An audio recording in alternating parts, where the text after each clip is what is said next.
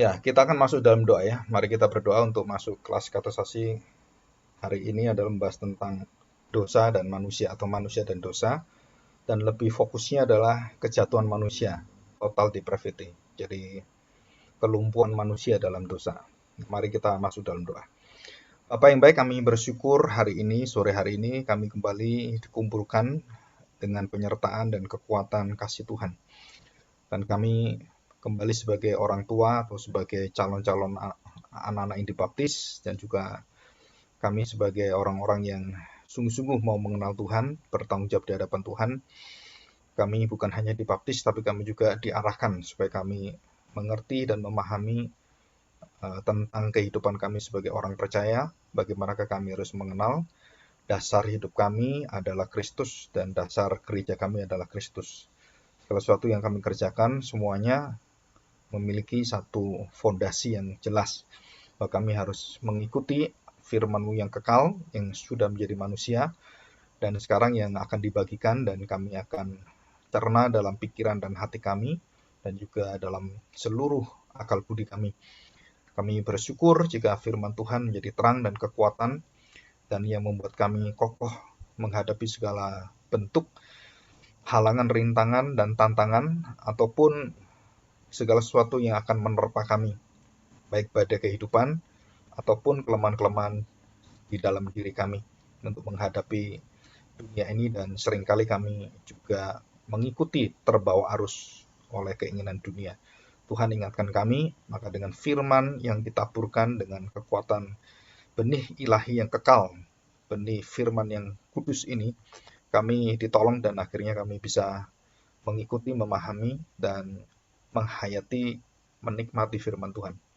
Dan biarlah Engkau sendiri akan menolong kami, dan Roh Tuhan yang akan bawa kami untuk mengerti arti siapakah manusia dan apakah dosa itu sebenarnya. Terima kasih Bapa. Di dalam nama Tuhan Yesus kami serahkan doa kami ini. Amin. Ya, hari ini kita akan belajar ya tentang siapakah manusia dan mengapa manusia jatuh dalam dosa. Dan itu penting sekali. Kenapa penting sekali? Karena pengajaran di dalam iman Kristen itu sangat beda jauh dan bumi dan langit dengan ajaran-ajaran yang diajarkan oleh manusia. Ya, karena kita tahu bahwa wahyu itu, wahyu umum dan wahyu khusus itu ada bedanya. Jadi melihat dosa secara umum dan melihat dosa secara khusus itu sangat berbeda sekali. Ya.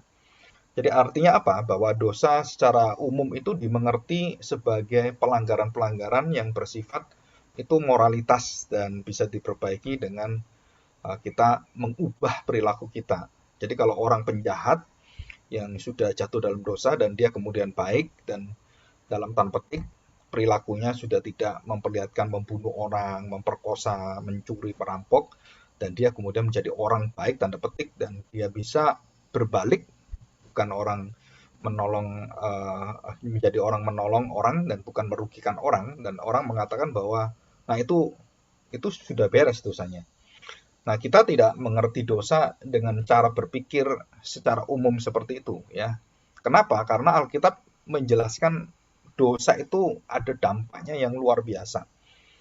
Dan banyak kepercayaan atau agama-agama yang tidak melihat dosa itu sebagai dosa yang di hadapan Tuhan, bukan di hadapan manusia ya, di hadapan Tuhan.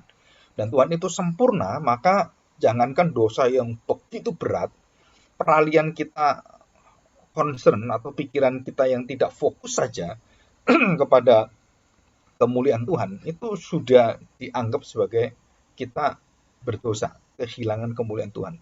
Terseret arus saja, pikiran kita terbawa arus gitu ya, kebiasaan kita akhirnya terbawa kebiasaan dunia, itu sudah dianggap satu yang berdosa ya. Karena itu melanggar dan bukan cuman salah jalan, tapi ini adalah melanggar. Dan bagaimana lebih dalamnya lagi? Nah, kita akan melihat ini. Ya, satu pengajaran dasar di dalam Alkitab itu, Alkitab tidak pernah memperlihatkan manusia yang sempurna. Jadi artinya, jadi Alkitab menuliskan hanya nabi-nabi yang baik, perbuatan-perbuatan baik, dan tidak ada yang salah-salah itu dituliskan. Artinya Alkitab tidak menutupi kelemahan dan dosa-dosa nabi-nabi, raja-raja, Dan bahkan murid-murid Tuhan Yesus pun meragukan dan melihat Yesus sebagai hantu. Itu ditulis dengan jelas. Ya, jadi Alkitab itu sangat terbuka, jujur, dan menelanjangi semua dosa yang ada. Dan itu Alkitab. Ya. Mengapa Alkitab itu begitu terbuka? Karena tidak ada yang tidak dibuka oleh Tuhan. Karena Tuhan itu kudus. Tuhan itu tahu segala sesuatu dan dia maha kuasa, maha tahu, maha melihat, maha hadir. Dan dia sebelum kita berbuat pun, kita mencenderungkan hati kita berpikir yang salah pun Tuhan sudah tahu arahnya kemana. Ya, ini disebut sebagai kelemahan manusia dalam dosa. Jadi arah hati kita itu jatuh dalam dosa itu sudah tidak bisa mengarah pada kebenaran dan tidak mungkin kita bisa membangun kebenaran dengan tingkah laku kita. Karena kebenaran itu sempurna sekali lagi. Dan ini disebut sebagai apa? Ketidakmampuan manusia, total inability atau depravity. Ya, depravity itu artinya sudah tidak bisa kembali lagi, ya, sudah tidak mampu lagi untuk balik lagi. Jadi manusia karena tidak mampu, ya, contoh seperti ini ya. Jadi kalau kita ditegur karena kita salah, maka untuk menutupi kesalahan kita, kita malah melawan dan memusuhi yang menegur kita. Nah, itu bentuk dari inability kita. Jadi kita seolah-olah membenarkan diri dengan menyalahkan orang. Itu kerusakan dari diri kita. Atau mengatakan bahwa bukan kita yang berbuat, orang lain berbuat. Nah, anak-anak kecil biasanya kalau mainannya rusak atau karena dirusak oleh dia, itu lucu sekali. Kenapa? Dia tuh sudah bisa punya defense mechanism. Jadi sudah nggak tahu siapa yang ngajar juga nggak tahu gitu kan. Tapi naturnya anak-anak manusia berdosa itu juga sama. Jadi kalau dia salah, dia tuh cari nyalain yang lain. Nyalain mejanya, atau kalau ada kucingnya, anjingnya, nyalain anjingnya, nyalain kucingnya. Gitu. Dan anak-anak itu kalau tidak dididik oleh orang tua, mengakui kelemahan dan dosanya, anak-anak itu nggak bisa. Ya. Nah itu harus kita sebagai orang tua mendidik anak-anak kalau dia bersalah harus meminta maaf, harus datang dan meminta untuk diberitahu kelemahan-kelemahan anak itu apa. Nah itu harus dididik. Kalau dalam dosa nggak usah dididik, pinter sendiri dia. Tapi kalau dalam kebenaran, kita harus mendidik anak kita. Jadi nggak bisa kita, ya nanti dia tahu sendiri. Nggak bisa. Sebagai orang tua harus kasih tahu. Ya, kenapa kasih tahu? Ya karena kecenderungan kita itu nggak mau tahu gitu. Dan maunya sendiri dan tidak bisa diatur. Ya. Nah, kondisi ketidakmampuan manusia itu dituliskan dalam kitab Kejadian ya, pasal 2 ayat 16 dan 17 dan pasal 3 1 sampai 7 atau Mazmur 51 ayat 5 dan selanjutnya gitu. Nah, yang saya akan bahas itu adalah mengapa manusia bisa jatuh dalam dosa. Dijelaskan dalam firman Tuhan ya, dalam Kejadian pasal 2 ayat 16 itu, bahwa sudah diberitahu oleh Tuhan, jangan kamu makan buah ini. Semua buah yang lain boleh kamu makan, cuman buah ini saja nggak boleh kamu makan. Jadi kalau buahnya itu cuma satu yang tidak boleh dimakan dan semuanya buah boleh dimakan, berarti kebebasan manusia itu sangat-sangat indah sekali, sangat luas sekali. Karena yang dibatasi cuma satu dan semuanya boleh, yang satu nggak boleh. Nah, manusia karena manusia itu ada rasa ingin tahu, curiosity, ada kepingin ya penasaran gitu ya. Nah, manusia itu ada yang disebut sebagai hati yang ingin mencari apa sih itu gitu ya. Hati yang mencari pengetahuan, hati yang mencari kebenaran itu kalau tidak ditempatkan dalam ketaatan kepada Tuhan, itu akan melangkah, melawan, dan menjadikan manusia itu jatuh dalam dosa. Dan itu contohnya Adam dan Hawa. Dan khususnya Hawa lah yang diserang oleh iblis karena Hawa itu adalah second person. Jadi orang kedua, bukan orang pertama yang diperintah oleh Tuhan, yang diberitahu oleh Tuhan. Jadi Hawa ini mengerti dari Adam. Jadi pengetahuan Adam kepada Hawa. Jadi sebenarnya kalau kita lihat Hawa itu mengerti bahwa ini dilarang dan semuanya diberitahu oleh Adam gitu. Tetapi iblis di situ mengubah kalimat itu dan dia merelatifkan. Jadi yang mutlak itu dijadikan relatif. Ya, mutlak jadikan relatif. Kita lihat pada pasal yang ketiga ya. Kejadian pasal ketiga. Kalau pasal kedua ayat 16 itu saya baca aja ya supaya kita lebih tahu.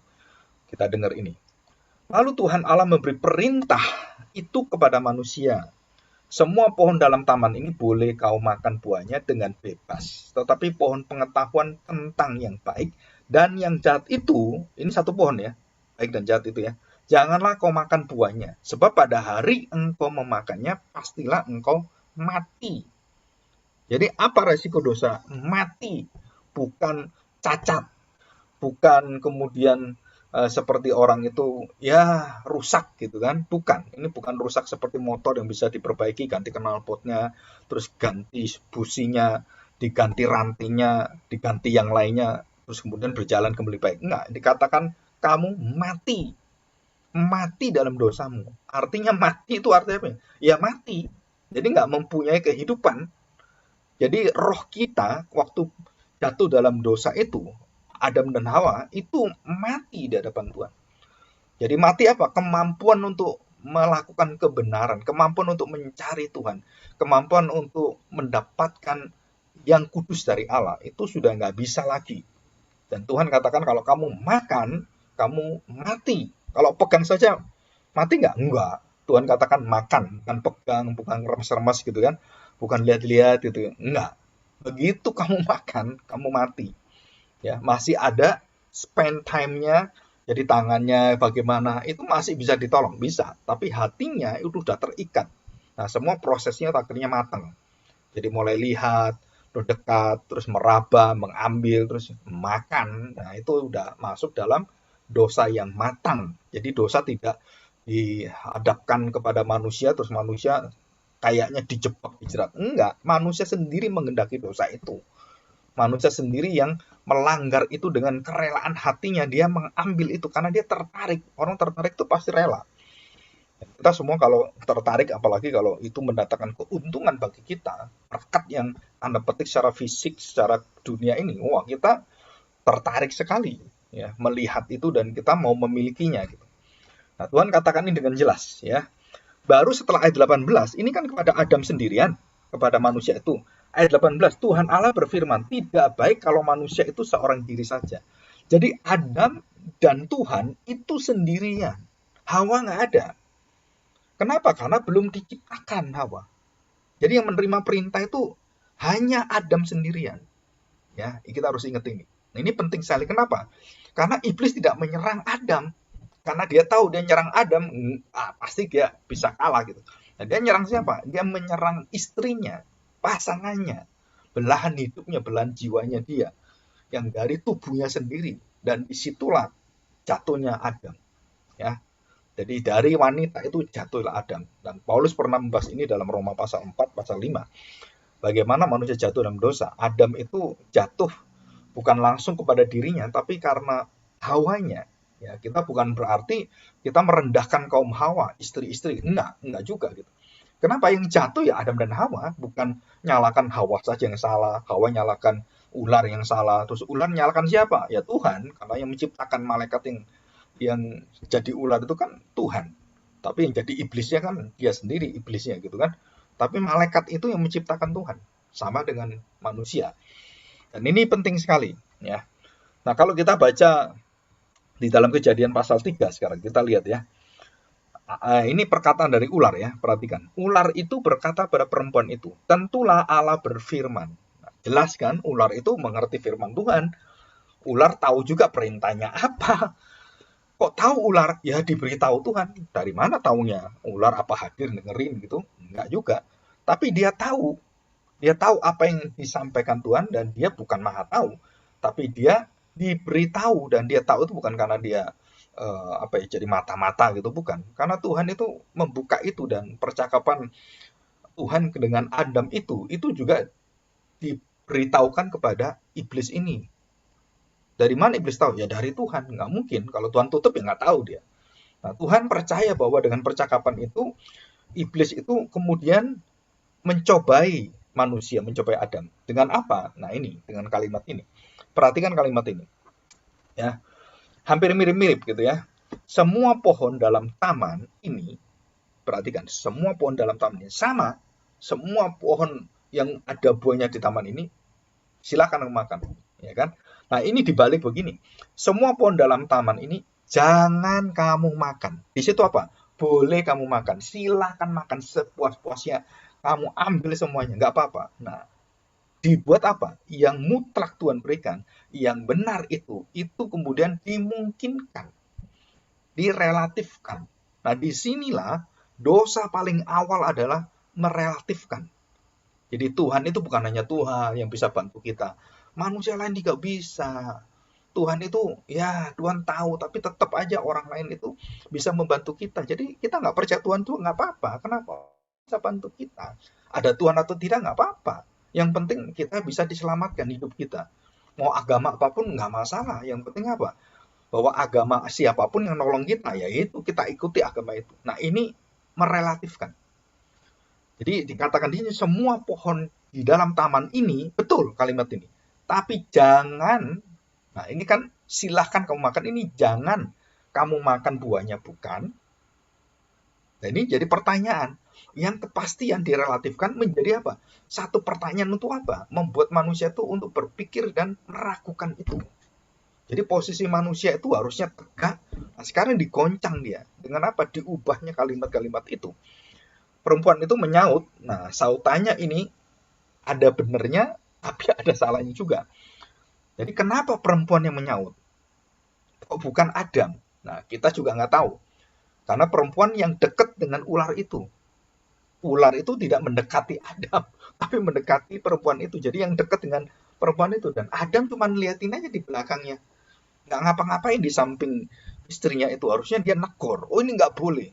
Oh Tuhan ngatakan bukan jangan. Boleh semua. Nah itu ada koreksi. Tapi ini nggak ada sama sekali. Ya. Nah kita lihat ini. Perhatikan. Buah pohon-pohonan dalam taman ini boleh kami makan. Jelas ya. Jadi dia sudah mengatakan tidak relatif. Boleh. Bukan jangan. Dan benar ini wanita ini benar ngomong. Nah, Tuhan mengatakan firman Tuhan seperti ini. Dia katakan, boleh kami makan. Boleh kan? Boleh. Dikatakan, jangan kamu makan. Enggak, boleh kami makan. Nah, perhatikan ya. Nah, dikatakan sini, boleh kami makan. Tetapi tentang pohon yang ada di tengah-tengah taman, Allah berfirman, jangan kamu makan ataupun raba buah itu, nanti kamu mati. Nah, kalimat ini sudah menyimpang. Jadi iblis tadi itu membuat kalimat tanggapan Hawa itu masuk dalam perangkapnya. Pertama adalah kalimatnya benar. Pohon yang ada di tengah-tengah, yang ada di dalam seluruh taman ini yang tersebar semuanya, itu boleh kami makan. Tetapi yang di tengah-tengah tidak boleh kami makan. Betul? Betul. Kalimat ini betul. Tapi setelah itu, Allah berfirman, nah ini yang salah. Jangan kamu makan ataupun, nah ini ditambah, raba buah itu. Dan direlatifkan nanti. Masih nanti. Kamu pasti mati itu artinya begitu kamu makan, matilah kamu. Hawa mengatakan, nanti. Nanti mati. Bukan pada saat makan.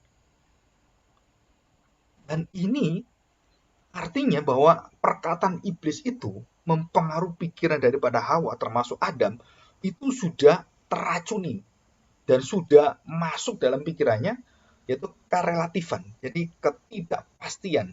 Jadi terbuka kemungkinan untuk apa? Tidak mengikuti kehendak Tuhan, aturan dan perintah Tuhan.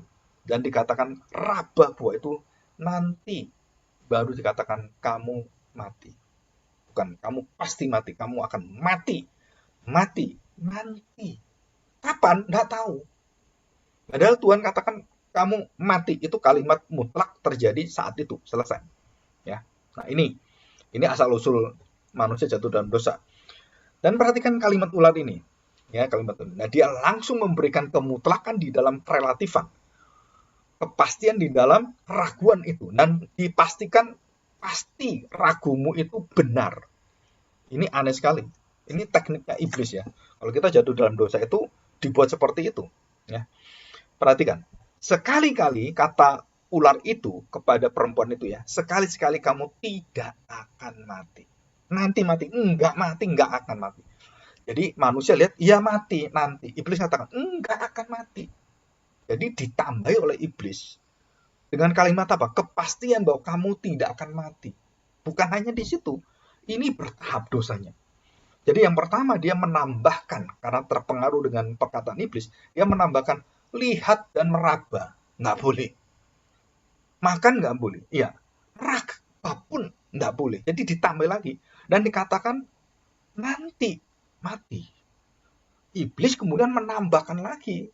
Dan ikut ditaruhlah arus kekuatan kesesatannya itu, dibawa oleh iblis apa? Sekali-kali kamu nggak akan mati. Begitu kita meragukan, relatif, dan membuka kemungkinan, sudah dipastikan oleh iblis, kamu nggak akan mati. Dan iblis sekarang yang menentukan, bukan Tuhan.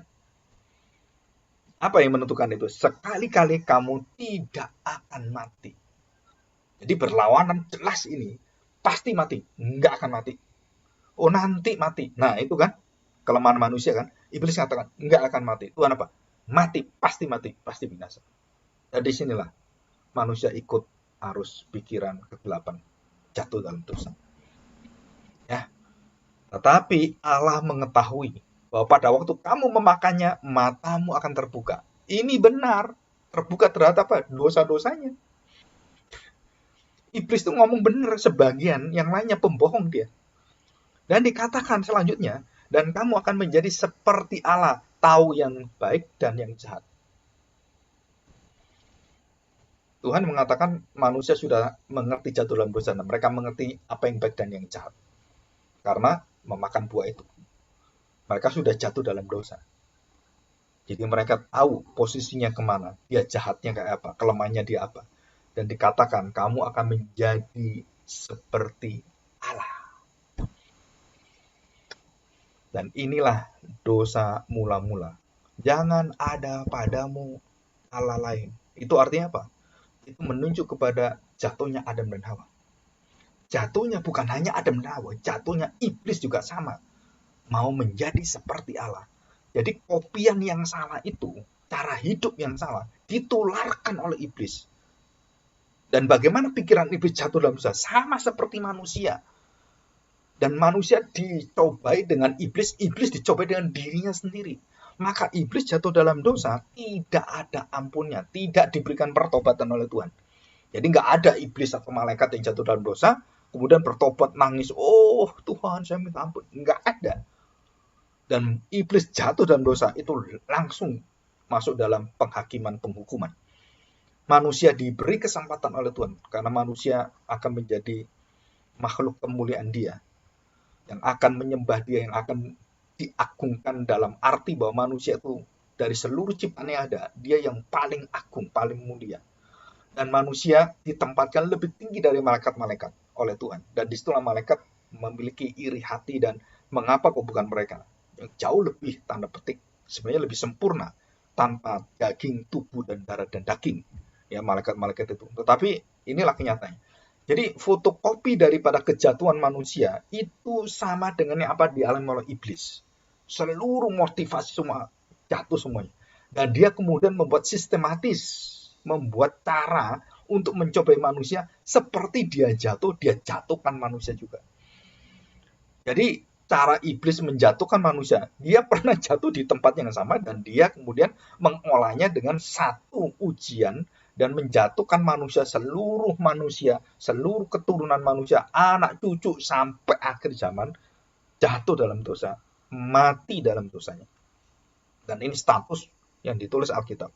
Seluruh keturunan Adam dan Hawa mati dalam dosa. Jadi bukan hanya Adam dan Hawa, seluruh keturunannya. Nah terus bagaimana Pak? Jadi manusia nggak ada yang selamat, nggak ada. Kecuali Tuhan nanti berikan satu perjanjiannya.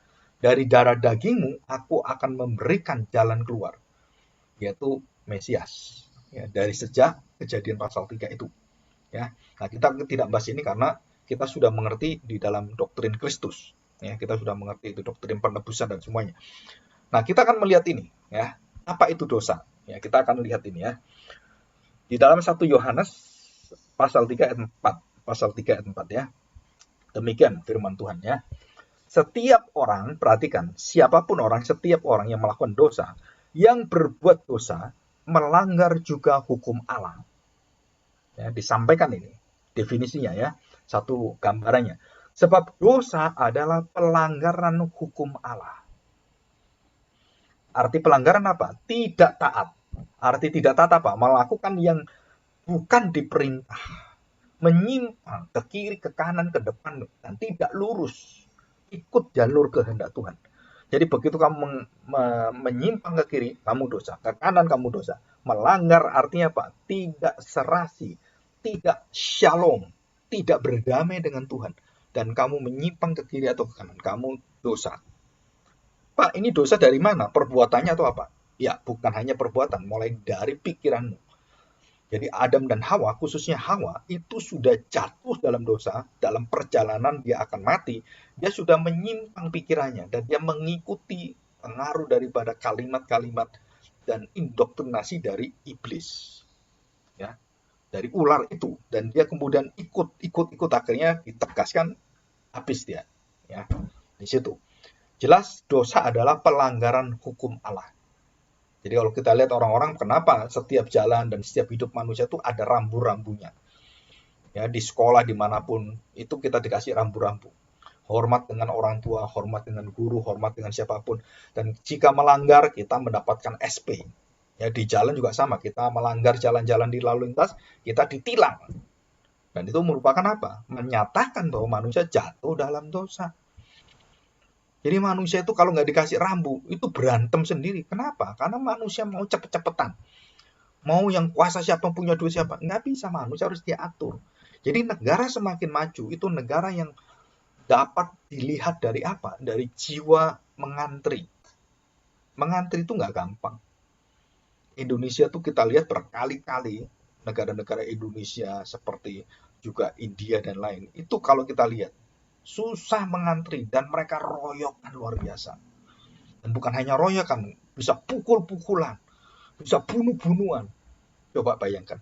Dan waktu kita lihat di negara-negara yang tanda petik yang sudah maju, negara-negara yang sudah didik secara mentalnya, dari kecil dia harus punya aturan, dia harus taat kepada aturan itu, dan dia harus juga mendahulukan orang lain, maka di situ kita lihat mereka antri begitu baiknya. Dan tidak ada orang antri baru ke depan. Wah, nggak ada itu. Oh, ada Pak katanya. Apa? Siapa yang ngajarin? Mr. Bean. Mr. Bean itu kurang ajar, Pak. Jadi dia tuh towel-towel orang itu lihat ke belakang, dia di depan. Nah, itu Mr. Bean. Kalau di Inggris sendiri nggak ada seperti itu. Itu kan orang iseng. Itu pun orang iseng seneng gitu kan. Karena orang Eropa itu aneh-aneh yang disenangi. Melanggar-melanggar seperti itu dianggap adalah satu hiburan. Padahal itu merusak itu. Banyak orang, anak-anak kecil yang ikut Mr. Bean itu kurang ajar sekali loh. Semua film yang kita lihat itu jadikan kita kurang ajar. Termasuk kita kalau suka Tom and Jerry juga sama. Atau yang lainnya. Film-film seperti itu. Jadi kita harus hati-hati mengajar anak-anak kita melihat film-film yang tidak mendidik. Itu dari kecil kita udah diproduk dan dicengkram dengan kuasa moralitas yang rusak seperti itu. Ya, kita harus tahu ini.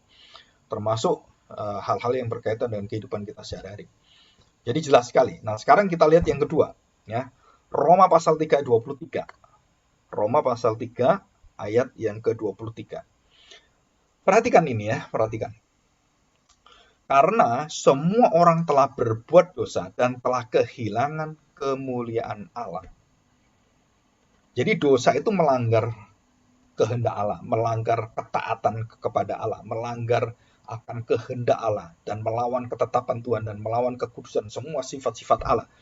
Dan apa akibatnya? Sebab dikatakan di sini, karena semua orang yang telah berbuat dosa telah kehilangan kemuliaan Allah. Jadi apa dalam diri manusia yang hilang? Bukan tubuhnya yang hilang, bukan tubuhnya yang dipotong, bukan matanya yang dicungkil, bukan lidahnya yang dipotong gitu kalau berbuat dosa, tapi kemuliaan Allah, penyertaan Allah dengan segala kemegahan sifatnya itu ditarik oleh Tuhan. Itu hilang. Hilang. Artinya apa? Sudah tidak dikontrol lagi oleh Tuhan. Hilang.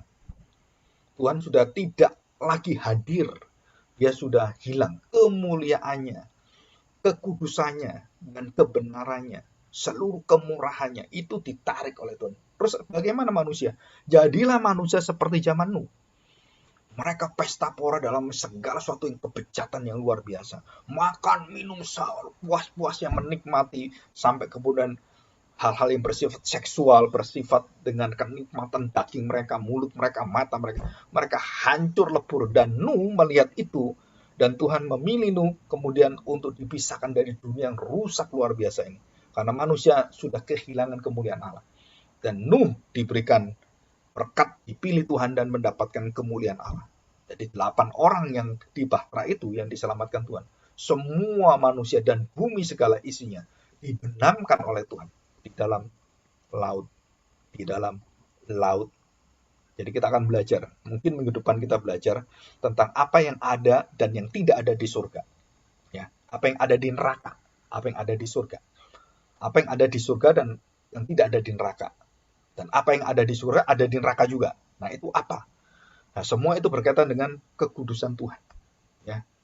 Dari apapun yang Tuhan berikan pada kita, kalau sudah kita melanggar dengan dosa-dosa kita, dan dosa-dosa itu kalau sudah sampai puncak dan Tuhan mendengar ada seruan manusia-manusia yang jatuh di dalam kengerian dengan dosa akibat dari dosa, dan mereka tidak bisa lagi menjadi orang yang bermoral seperti Sodom dan Gomora, Tirus dan Sidon, dan juga banyak kota-kota seperti Asyur dan Nebukadnezar, semua yang begitu bobroknya, termasuk kota-kota Romawi yang membuka semuanya, dan itu mengerikan sekali.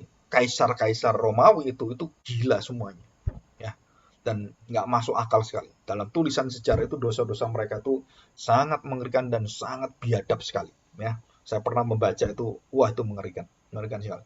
Dan bagaimana mereka membunuh orang, dan bagaimana mereka bagaimana mereka itu tidak bisa, kalau ada orang yang ketangkep jahat itu tidak diperbolehkan kencing. Jadi alat kelaminnya itu ditutup, kalau laki-laki itu ditutup, dan sampai dia itu kemudian air kencing itu sampai besar, sampai pecah, dan matilah orang itu. Sampai seperti itu, dan diikat seperti itu, dan dikasih minum terus, minum. Dan nggak mungkin dia nggak kencing, dan nggak bisa kencing karena diikat alat kelaminnya itu, dan kemudian sampai mati. Dan itu ditulis di dalam cara-cara penyiksaan yang hebat sekali dan biadab sekali, ya. Dan kita nggak bisa meniru orang-orang seperti ini, itu iblis semua itu, ya. Dan itu terjadi dalam hidup manusia. Nah, selanjutnya kita belajar dalam Roma pasal 6 ya. Ayatnya sama ya. Roma pasal 6 ayat yang ke-23. Saya bacakan ayat 22. Tetapi sekarang, setelah kamu dimerdekakan dari dosa, ya, dimerdekakan dari dosa, ini dikatakan, dan setelah kamu menjadi hamba Allah, nah, tadi pagi saya bahas tentang hamba Allah, ya, kamu beroleh buah yang membawa kamu kepada pengudusan, dan sebagai kesudahnya ialah hidup yang kekal. Jadi hati hamba itu baru bisa mengeluarkan buah Roh Kudus, buah kehidupan, dan membawa apa? Seluruhnya, puncaknya adalah kita menerima hidup yang kekal bersama-sama dengan seluruh anak kita, cucu kita, dan semua orang tua kita, dan semua orang-orang yang percaya, kita dibawa dalam hidup yang kekal. Ya, di sini. Nah, perhatikan ya.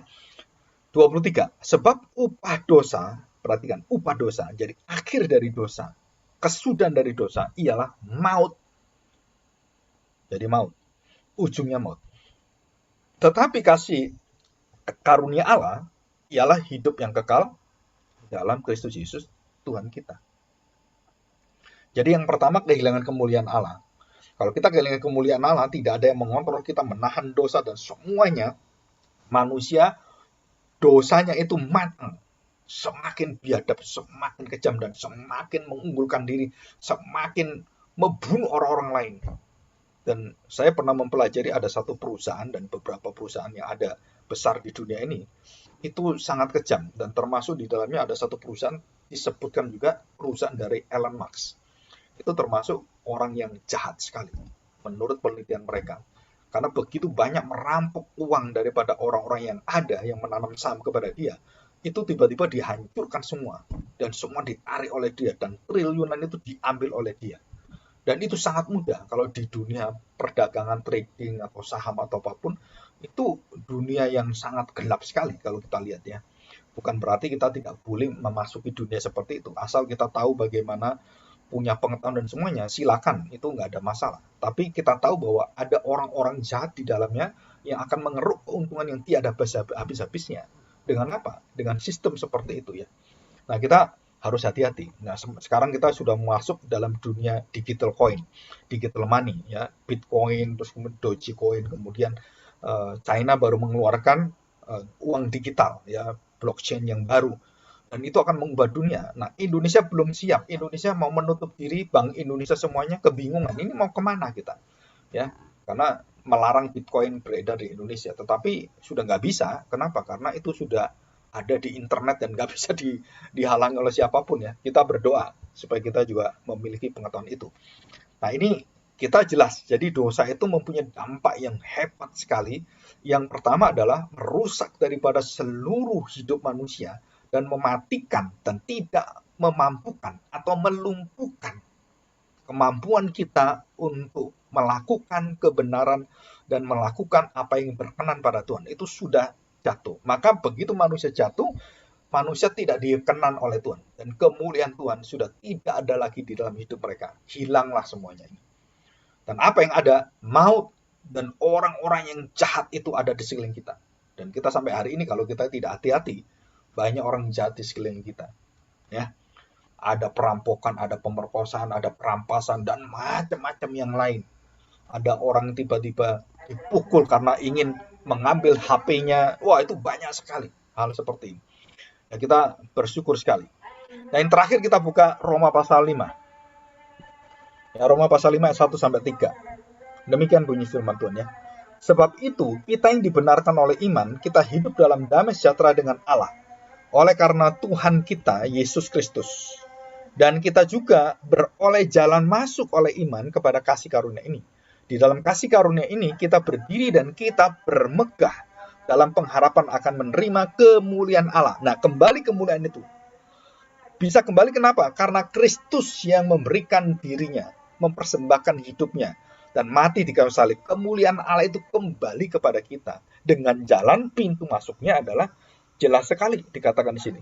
Kasih karunia di dalam Kristus Yesus yang memberikan pengharapan pada kita. Ya, ayat 3.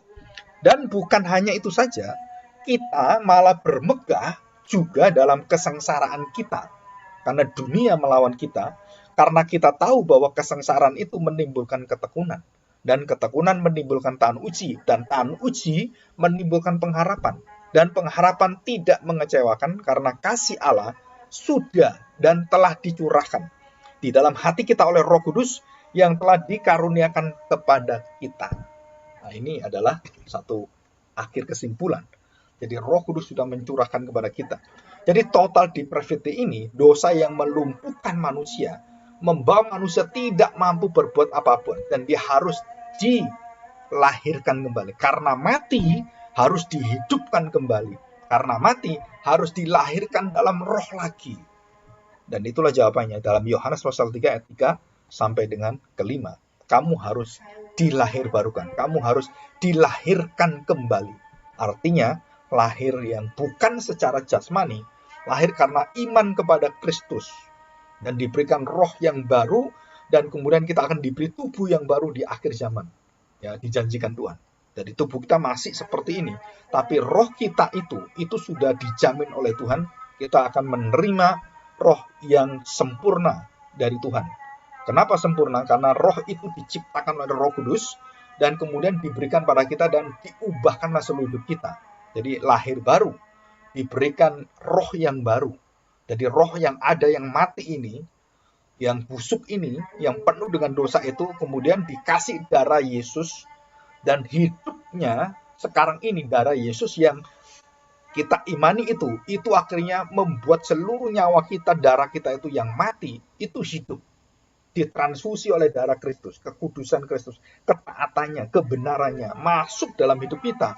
Seluruh kita, pelanggaran kita, dosa-dosa kita, kebejatan kita, moral kita yang hancur, semua itu disingkirkan, diubahkan. Dengan apa?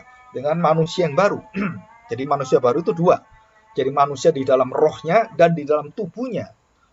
Kita juga diberikan kekuatan hidup yang baru. Bukan hanya roh kita, tapi tubuh kita juga harus menanggalkan manusia-manusia lama. Ya, ini satu keyakinan. Yang kedua, Alkitab menggambarkan bahwa kematian rohani itu disebut sebagai kebutaan dan ketulian secara rohani. Ya, bangsa Israel diberitahu oleh Tuhan berkali-kali melalui nabi-nabi dibunuh semua. Ada yang dibunuh dengan pedang, ada yang dimasukkan di dalam penyiksaan di dalam gua, dan pokoknya itu semua nabi-nabi itu mati satu-satu. Dan saya tanya, kenapa mereka tidak melihat itu? Mereka buta. Mereka melihat tapi tidak melihat. Mereka mendengar tapi tidak mendengar.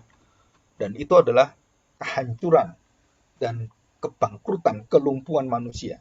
Jadi bukan hanya dia mati, dia tidak bisa melihat, lumpuh, tidak bisa melakukan pekerjaan, dan tidak bisa untuk menyambut, bahkan menyambut pun tidak bisa. Jadi ada satu pengajaran yang orang mengatakan yang sering kali kita dengar, kita harus membuka pintu hati kita untuk Tuhan. Ya, kita harus menerima Tuhan. Nah, terus dilanjutkan lagi. Dan kita harus mau untuk apa? Untuk mencatat bahwa kita sudah dilahirbarukan dengan Tuhan. Kapankah itu? Wah, saya menerima roh Tuhan. Jadi kita sudah mencatat, oh hari ini saya menerima, saya dilahirbarukan, saya catat ini hari ini. Dan kapan, detiknya kapan, hari apa, kita ingat, dan inilah hari lahir baru saya. Ya. Dan kita tahu bahwa manusia itu dijelaskan oleh Tuhan Yesus bahwa Roh Kudus itu berjalan, dan kapan itu akan menyentuh hati kita itu tidak bisa ditentukan oleh manusia, karena manusia sudah tidak mengingini kebenaran. Dan waktu kita menerima kebenaran itu, kita bisa mengerti, oh ini waktu saya bisa tahu bahwa saya sudah menerima Kristus, saya sudah lahir baru.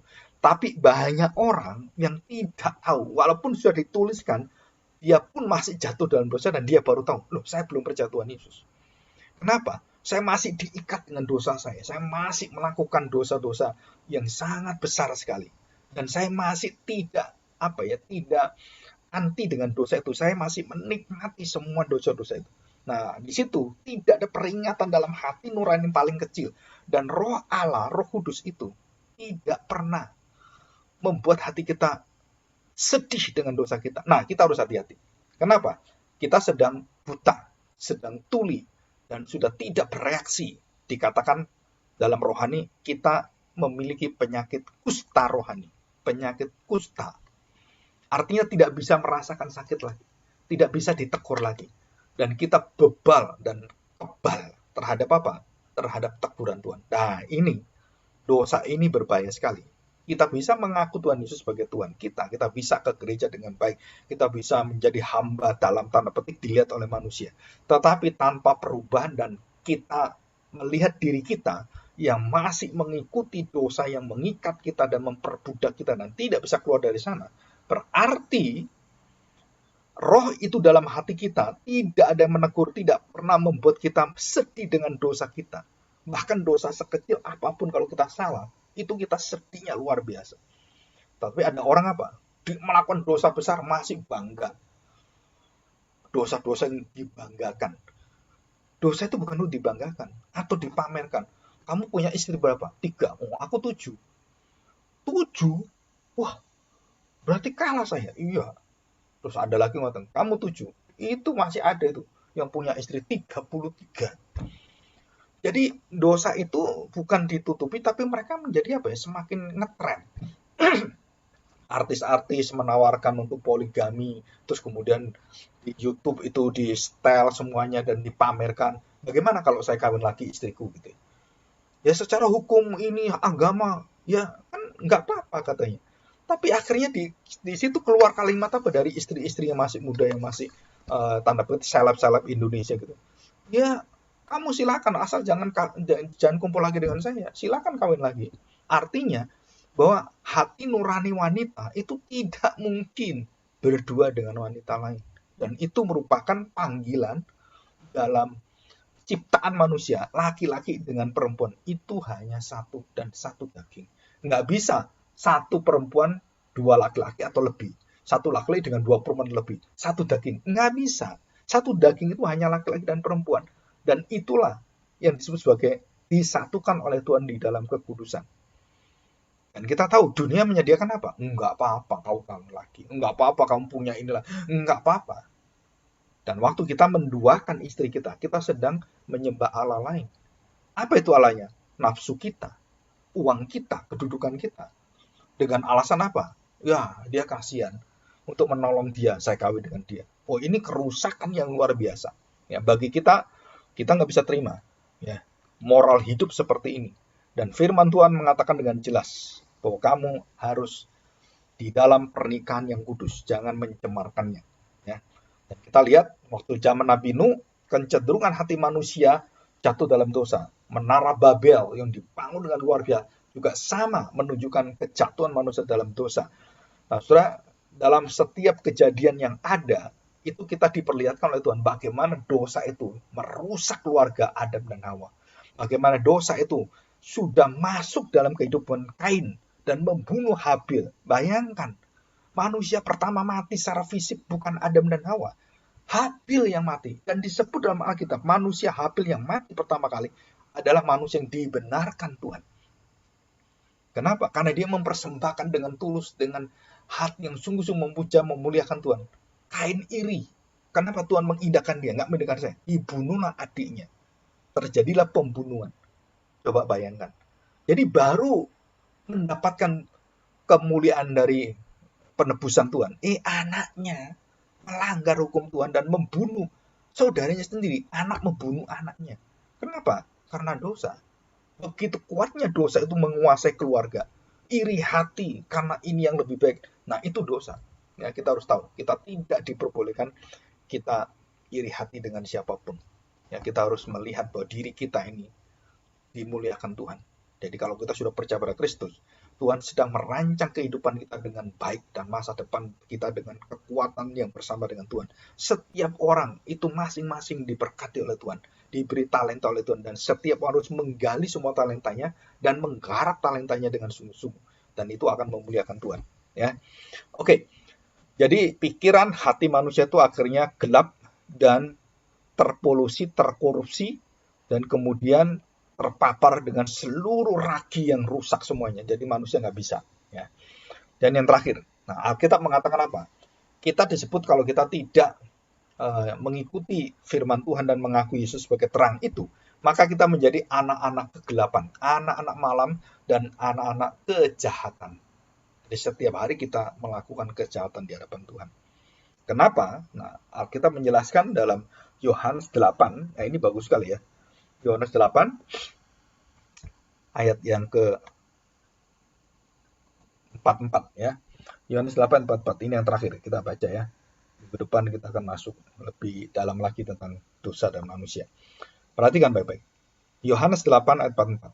Iblislah yang menjadi bapamu dan kamu ingin melakukan keinginan-keinginan bapamu. Ia adalah pembunuh sejak semula, sejak manusia itu ya. Ia adalah pembunuh manusia sejak semula dan tidak hidup dalam kebenaran, sebab di dalam dia tidak ada kebenaran. Iblis mengatakan, oh iya, semua boleh dimakan ya. Nah, itu sepertinya kebenaran. Nggak ada kebenarannya. Karena kalimatnya itu bukan kalimat setengah kebenaran. Semua adalah kebohongan semua. Apabila ia berkata dusta, ia berkata atas kehendaknya sendiri. Ini jelas. Manusia ada pengaruhnya. Iblis Tuhan Yesus katakan berbuat dosa karena dirinya sendiri, nggak ada penyebabnya. Sebab ia adalah pendusta dan bapa segala dusta. Ya, jadi bapa, ada sebutan dua bapa di dalam hidup orang percaya. Satu bapa surgawi, satu apa? Bapa pendusta, bapa pembohong. Sama-sama ingin menjadi bapa, yang satu bapa pembohong. Kita nggak pernah berpikir ini. Tuhan mengatakan seluruh orang-orang berdosa jatuh dalam dosa. Bapaknya itu siapa? Bapaknya iblis. Semua dilakukan dengan kepalsuan, dusta, pembohong, dan semuanya kelicikan. Itu bapaknya itu iblis. Juga berbapak. Orang-orang berdosa berbapak. Anak-anak gelap itu berbapak apa? Iblis. Nah, anak-anak terang bapaknya siapa? Bapak surgawi, bapak terang, bapak sumber damai sejahtera, bapak yang penuh dengan kasih. Dan siapakah dia? Bapak itu adalah yang mengutus Kristus. Dan dia satu dengan Kristus. Dan Kristuslah yang menampakkan seluruh kemuliaan Bapa dalam hidup kita. Dan kita bersyukur. Kenapa? Karena Bapak kita adalah Bapak surgawi, bukan iblis Bapak kita. Kalau iblis Bapak kita, kita akan munafik, Kita akan menjadi orang Kristen yang dilihat oleh anak kita, dilihat oleh orang lain sepertinya baik. Tapi dosa kita, wah, kita menutup banyak dosa kita. Dan kita tahu banyak orang-orang akhirnya terbongkar dosa-dosanya. Apa dosanya? Waduh, macam-macam. Penipuan, perselingkuhan, dan semuanya. Padahal keluarganya nggak tahu. Tapi di belakang, Tuhan tahu semua. Dan waktu dibuka semuanya baru tahu semua. Dan inilah yang disebut sebagai kebohongan. Ya, pemalsuan, kemunafikan. Kemunafikan itu berkaitan dengan kepalsuan sebenarnya. Dan kita berdoa supaya kita jangan menjadi orang-orang dikuasai oleh dosa, tapi dikuasai oleh kebenaran. Bukan menjadi hamba dosa, tapi hamba kebenaran. Bukan menjadi anak-anak gelap, anak-anak yang tuli, anak-anak yang dungu, anak-anak yang buta, anak-anak yang lumpuh di dalam seluruh kebenaran itu dan mengikuti dosa, aktif giat dalam dosa. Tetapi biarlah anak-anak kita adalah mati di dalam dosa dan tidak mengingin dosa dan menyenangi kebenaran, menyenangi bersuka cita, bersekutu dengan orang-orang yang kudus, orang-orang yang benar, dan orang yang mencari kebenaran, orang-orang yang memuliakan Allah, dan orang-orang yang mengasihi orang-orang yang perlu dikasih di dalam kasih Tuhan. Ya, kita berdoa, kita bersyukur. Ya, di dalam Yohanes 3:34 itu dikatakan juga, kata Yesus kepada mereka, "Aku berkata kepadamu, sesungguhnya setiap orang yang berbuat dosa adalah hamba dosa." Ya, jadi kita harus hati-hati. Kita harus menilik diri kita. Kita harus mau dipimpin dan mau mendengarkan dan mata kita terbuka dalam kekudusan Tuhan. Kita mau berjalan dengan Tuhan. Ya, mari kita masuk dalam doa. Bapa yang baik, kami bersyukur hari ini. Kami percaya Tuhan, kami melihat betapa manusia sudah tidak bisa mengingat lagi kebenaran-kebenaran. Dan respon mereka, reaksi mereka, tanggapan-tanggapan orang-orang berdosa ini sungguh jauh daripada apa yang diinginkan oleh Tuhan. Mereka semakin membangun diri mereka, mereka semakin egois, mereka semakin mau memenangkan diri sendiri, mereka semakin mau menonjolkan diri sendiri, dan ingin menjadi orang yang dikenal orang dan menurunkan semuanya orang-orang yang berada menghalangi dirinya. Dan bahkan tidak sedikit orang yang menginjak kepala orang untuk naik jabatan-jabatan mereka. Dan tidak sedikit orang yang memanfaatkan kepentingan-kepentingan orang-orang yang lemah sehingga dia mendapatkan hasil yang begitu besar.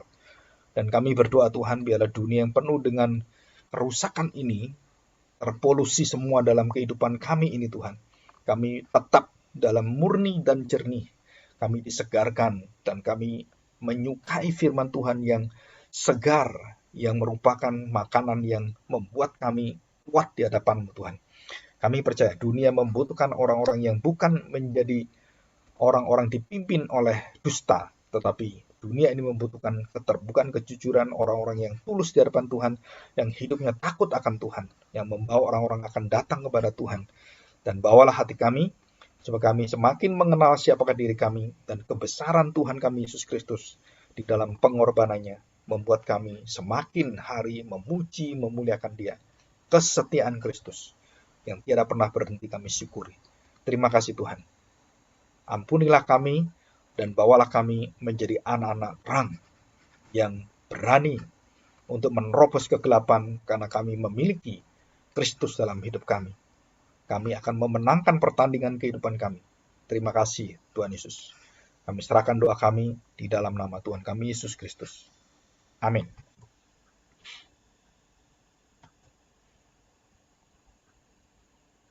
Ya, oke.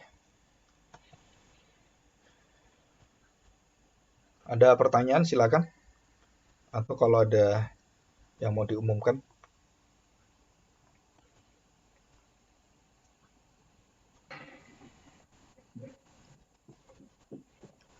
Pak, tadi saya mau nanya yang maaf khotbah yang tadi siang, Pak.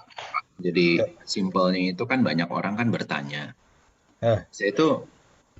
Saya berharap ini bukan kesombongan dari diri saya ya Pak ya. Cuman saya tuh benar-benar menanyakannya begini justru. Orang nanya, bagaimana kalau orang sudah salah, kapan harus dimaafin? Sudut pandang saya Pak, dari dulu, simpelnya diajarin sama Tuhan Yesus, ya kita maafin.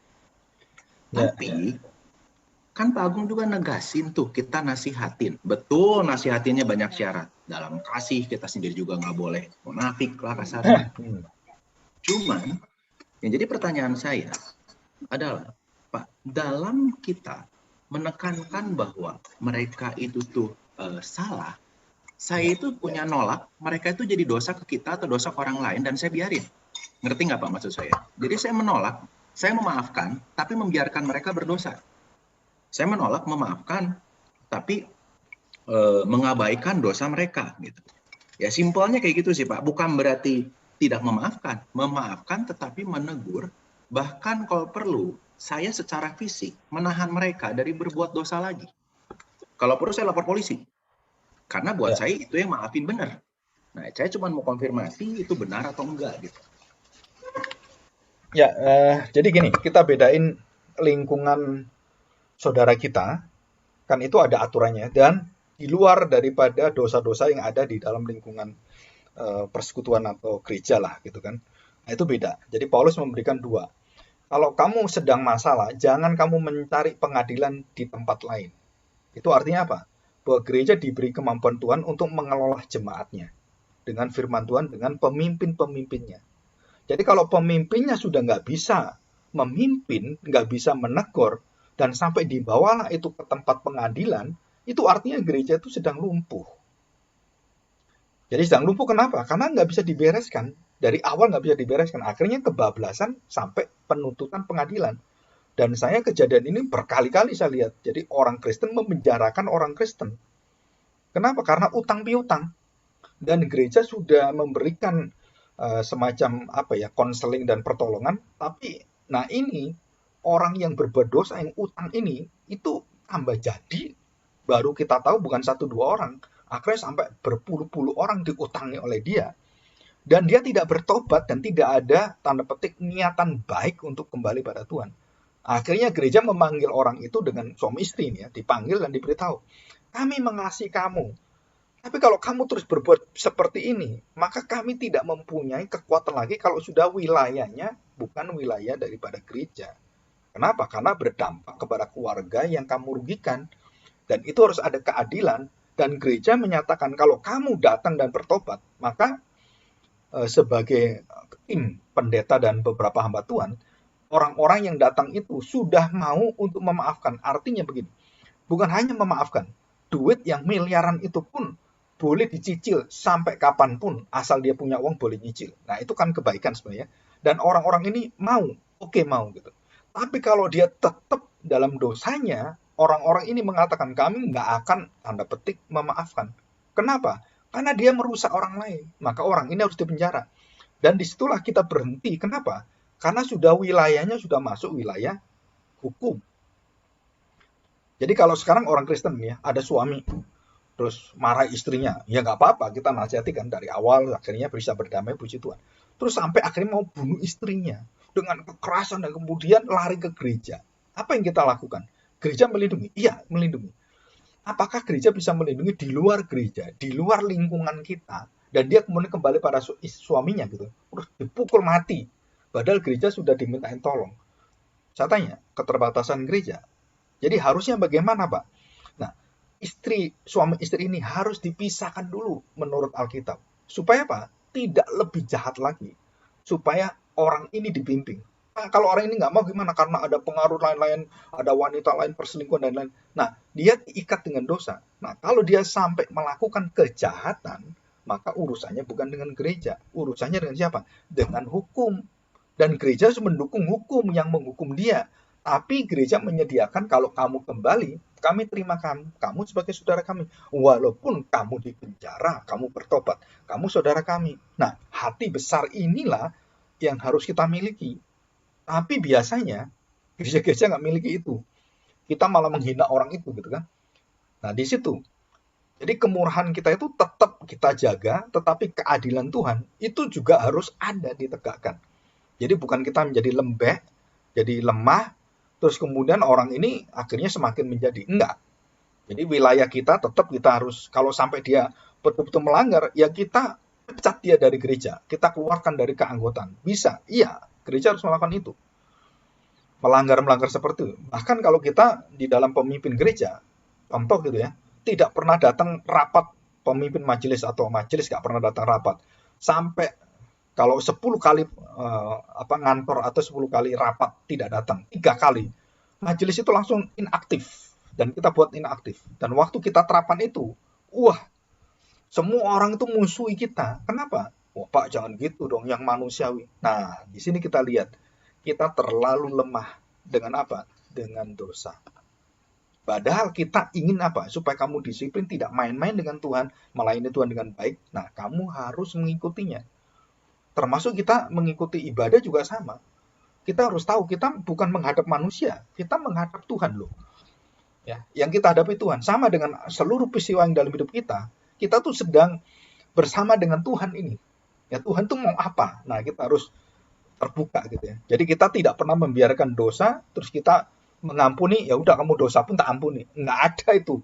Harus kembali, harus bertobat. Nah, tujuan itu di situ ya. Kita harus hati-hati. Jadi wilayahnya beda. Kalau sudah melanggar dan semuanya mengancam jiwa, kita harus berkata dengan terpaksa kalau sampai berpisah bercerai karena kejahatan dan semuanya. Gereja harus mendukung itu. Bukan mendukung cerainya, mendukung perlindungan kepada istri ini dan anak-anaknya. Karena dia sudah rusak. Karena minta cerai bukan gereja, kan suaminya yang rusak kan. Dan gereja harus melindungi. Dan gereja harus mendukung, dalam arti bukan mendukung cerainya, mendukung yang diceraikan ini.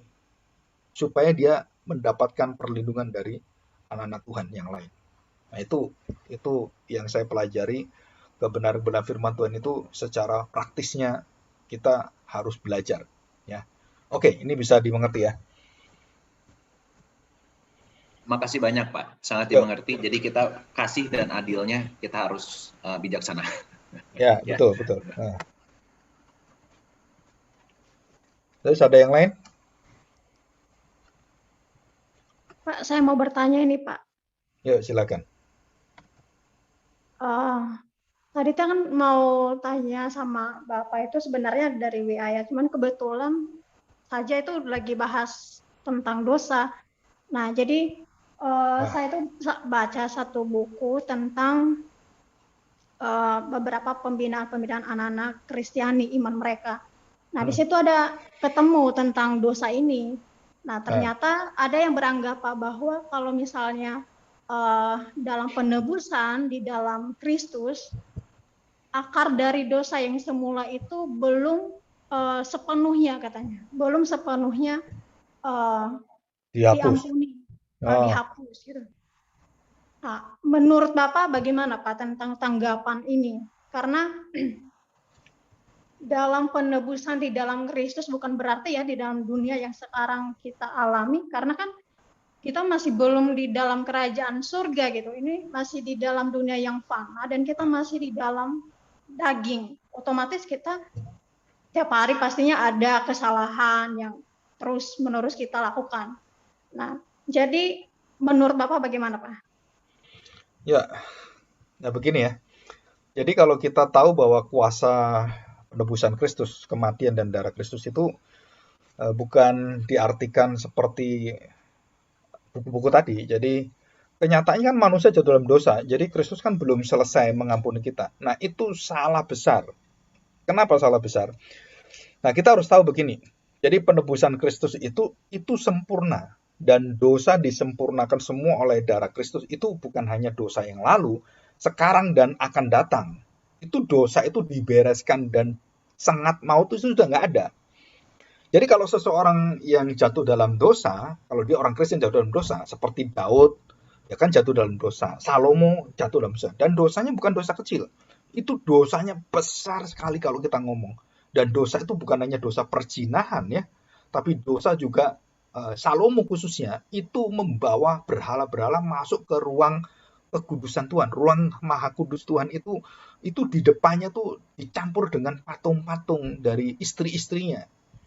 Dan itu memalukan dan membuat Tuhan marah dan kerajaan Israel itu dihancurkan, dikoyakkan oleh Tuhan. Dan Tuhan katakan, dan selama-lamanya aku akan gantikan kerajaan itu. Dan Kristus datang akhirnya. Nah ini. Jadi dalam pengertian bahwa kalau Kristus dikatakan belum sempurna, itu pasti salah. Itu pengajaran yang menyimpang dari firman Tuhan. Nah, kita yang nggak sempurna betul, Kristus itu sempurna. Nah, kenapa kita nggak sempurna? Ya, karena kita masih hidup di dalam daging kita. Dan kita sudah dijamin oleh Tuhan, dan kita belajar bagaimana dikuduskan oleh Tuhan. Pak, tetap aja kan kita akan jatuh dalam dosa lagi. Betul, tapi jaminan dari Tuhan itu diberikan. Apa yang menjamin hidup kita? Perhatikan ya. Yang pertama, teladan Kristus. Kita akan jalani. Yang kedua, firman Tuhan sudah ada. Ya, firman. Dan yang ketiga ini, kuasa Roh Kudus. Nah, ini yang harus ada. Dan mengapa Daud bisa bertobat? Mengapa Salomo bisa bertobat? Ada kuasa roh dalam hati mereka dan membuat mereka kembali kepada Tuhan. Dan ini sudah dinantikan Tuhan dan sudah dijamin oleh Tuhan. Jadi kesempurnaan kita bukan pada saat kita jatuh dalam dosa, bukan. Pada saat kita mengenal janji Tuhan, oh Tuhan, aku bukan orang yang sempurna. Tuhanlah sempurna. Dan waktu kita kembali pada Tuhan, itulah kesempurnaan kita. Apa? Hati yang bertobat, hati yang kembali pada Tuhan. Dan itu diceritakan. Perumpamaan anak yang bungsu, bagaimana Daud kembali pada Tuhan, bagaimana Ayub kembali pada Tuhan, dan semua itu jelas sekali. Termasuk bangsa Israel. Kembalilah padaku, aku akan kembali kepadamu. Jadi artinya apa? Berarti Tuhan itu menjanjikan dengan sempurna. Dan Tuhan menantikan dengan sempurna. Kuasa setianya itu sempurna. Jadi kita bukan berarti, oh kalau saya masih berdosa diikuti dengan dosa-dosa ini, berarti saya nggak sempurna. Jadi Tuhan Yesus nggak bisa ngampuni saya berarti. Bukan. Kita belajar dikuduskan Tuhan. Kita belajar bagaimana menderita dalam dosa kita. Seperti Kristus menderita. Dan itu teladan kita. Dan itu kekudusan. Jadi kalau kita menolak kelemahan kita akan menolak pengudusan Tuhan. Ya, jadi jelas sekali bahwa ajaran-ajaran yang salah itu akhirnya menyimpangkan kita, membuat pengajaran-pengajaran yang mau penyucian Tuhan, penyertaan Tuhan, itu akhirnya hilang semua. Ya, dan kita harus tahu, itu membuat kita akan jatuh dalam dosa yang lebih besar lagi. Ya, mengatakan Kristus tidak sempurna dalam pengampunannya, dalam penebusannya, itu artinya, ya ngapain kamu ke kayu salib kalau nggak bisa ngampuni saya, gitu kan? Itu kita harus benar-benar belajar baik-baik. Ya, jadi Kristus sudah sempurna.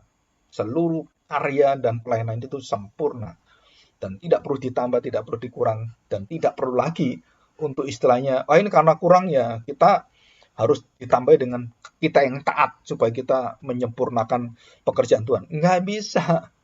Ketaatan Kristus sudah sempurna, nggak bisa kita tiru. Ya, nggak bisa kita tambahi dengan ketaatan kita, nggak bisa. Ya, oke, itu. Terima kasih ya. Kalau mau baca bukunya di bukunya R.C. Sproul, dasar-dasar kebenaran Kristen ya. Ada bukunya tentang dosa. Itu lumayan menolong kita. Ya. Oke. Oke, Pak. Ada yang Terima lain? kasih ya, Pak. Yuk.